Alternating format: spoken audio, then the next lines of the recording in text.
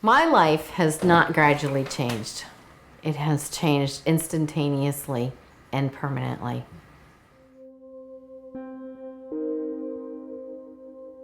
David was a crew chief and maintainer at Spangdahlem Air Force Base in Spangdahlem, Germany.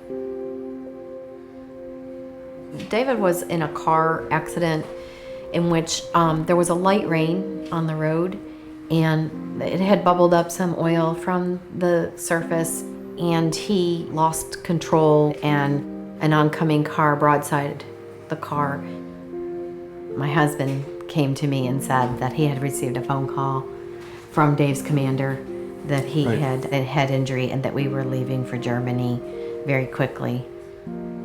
We'd be in ICU talking to the doctors, going through the translator, because it was all German, and asking about the other injuries, because we could see he was in pain from those, and they said, don't even worry about those. Everything that we're doing really is to deal with the brain right now and to save the brain and try and protect him from any further damage. They weren't very hopeful at the time that he would survive at all, and then secondarily that he would ever come off life support. They really didn't think that that was going to happen. And I just wanted to bundle him up in my arms and hold him, and I didn't know how to do that and where to touch him or anything like that. It was very hard. After 4.5 months in the hospital in Germany, we went on a video conference with the VA, and Dr. McNamee was involved in that, and a number of the staff that's at Polytrauma right now. And it was kind of nice for me to be able to see. This is the first time I saw faces of the people that he was going to be treated by before we got there. They were the first team that kind of said to me, it's up to Dave and his response to the therapies that we provide for him. We don't know what he's going to do or not going to do. Let's just do what we do and see what happens. And it was very, very good for me in particular, having been there for 5 months now, bedside, to have a team that I knew wasn't setting any limits. Our decision to move here had to do with David's care. We wanted to continue it in staff with a VA that was, fully equipped for his severity of brain injury. David will be coming home permanently, but he comes home on the weekends. He stays for the day, and then we take him back in the evening.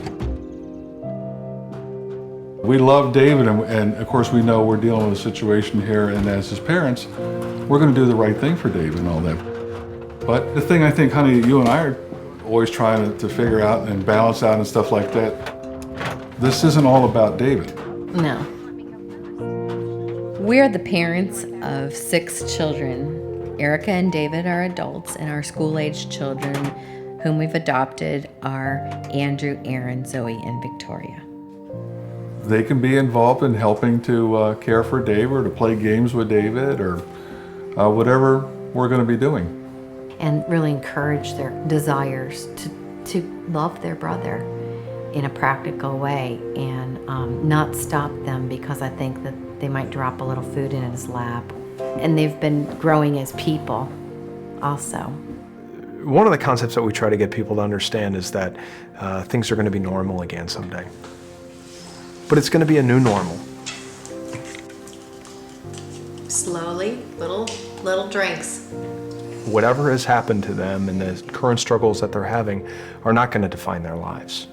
They're going to be people again. They're going to walk, they're going to talk, they're going to move. There's going to be joy, there's going to be pain in their lives. But if we can kind of help reawaken the person inside of them, I think we've done a tremendous job. David was asking me where am I? Where am I in my life now is basically what he was asking. And the recreation therapist says, what did he do? And I said, well, he was a rock climber. Well, then let's see if we can get that done.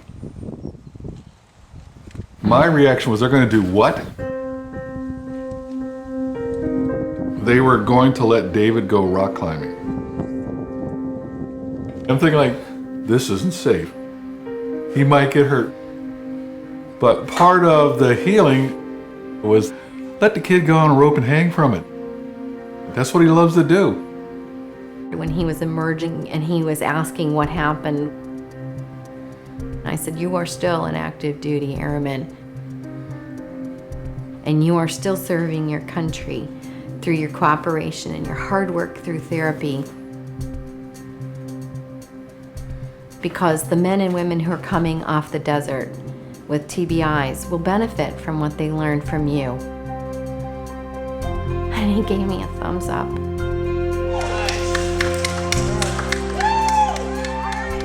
He could have given up. He could have just stopped.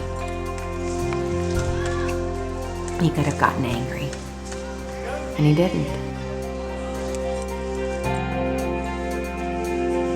And the day that I went to the gym and saw him do that, and he's grinning, you know, from ear to ear and just having a blast at it and stuff, like, you know, this is good. This is not a shot in medicine and drugs and stuff. This is therapy to the mind, straight to the heart and the will of the body and everything. And that's what we do in rehabilitation, is give people lots of motivation. We're really good cheerleaders, but we also give them the tools, the skill sets, the knowledge, the equipment, the resources, the access, whatever they need to open those doors and to get through them.